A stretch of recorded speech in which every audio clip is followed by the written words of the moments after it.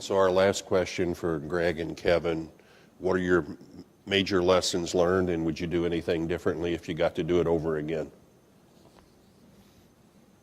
You want to go?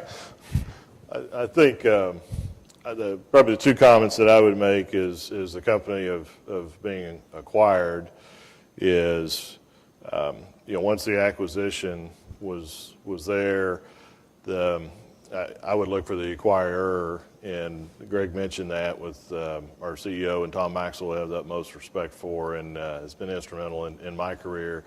But of the team that's moving forward of the next 10, 20 years, to as quickly as possible make that change and connect with those folks, and that happened. It took a little, probably if we were doing it again, we could probably do it a little quicker, but it still went very smooth from that standpoint. And then two, from a management team of a company, the family being very candid and honest with us, telling here's what's going on, and they kept us involved all through the process of companies that were looking at us, and and listening to us is, how did you like that company that came and visited us today? So we were very active in the part. So that's something that I'd say I definitely recommend and want to repeat in a future opportunity, or to anybody in that position as well, from being the acquired side of it, is communication with your management team and listen to them. And as now that we've been acquired, that voice has continued through the last 20 months. Greg?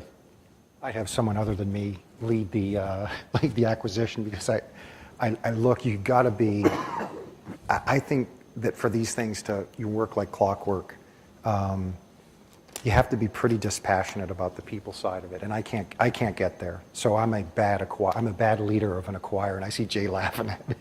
They've done Alter Trade's done 50 acquisitions, but you have to be a bit of an SOB. And I can remember arguing with my whole management team, as part of visualizing and connecting the dots here, and having a picture for how it was going to come together. And despite all the data, no, this person is going to be like this.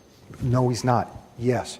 I was very stubborn on not making changes quickly enough. And I can remember myself saying, look, I made a commitment that this person was going to be staying in this role for 12 months because I felt that was important. And then clearly it was bad for the Flintco side and the Alberici side for that to go on that long. And I just kept saying, I don't care. I made a commitment, but it was, it was hurting the overall effort.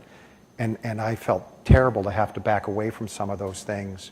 So I'm probably a bad guy to do this. You got to be very tough.